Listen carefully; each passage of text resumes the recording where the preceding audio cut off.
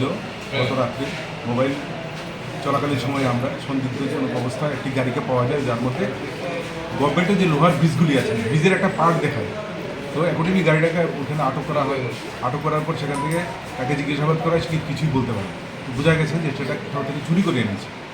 তো অ্যাকর্ডিংলি জিজ্ঞাসাবাদ ওদেরকে থানায় নিয়ে আসা হয়। জিজ্ঞাসাবাদ করার পর ওদের কাছ থেকে অন্যান্য চুরির ঘটনাও জানার চেষ্টা করা হয়। তো শেষ পর্যন্ত ওদের কাছ থেকে আরও দুজনের নাম পাওয়া যায়, যাদের কাছ থেকে আমরা আরও দুটো বাইক উদ্ধার করতে পারি, যেগুলি এই মাসেরই 9 তারিখে এবং 5 তারিখে চুরি হয়েছে। এগুলি একটা রামপ্রসন্নের এখান থেকে আরেকটা এমজি বাজার। তো এই বাইকগুলি আমরা উদ্ধার করতে পারি। এগুলি রবীন্দ্রনগর এলাকা থেকেই পাওয়া যায় সব। এবং যারা এই ঘটনায় জড়িত তাদেরকে আজকে আমরা কোর্টে পাঠাবো রিমান্ডের জন্য, পুলিশ রিমান্ডের জন্য। এবং পুলিশ রিমান্ডে ওদেরকে জিজ্ঞাসাবাদ করে ওদের যারা আরও অ্যাসোসিয়েট আছে, জড়িত আছে, এদেরকেও আমরা বার করার চেষ্টা করি।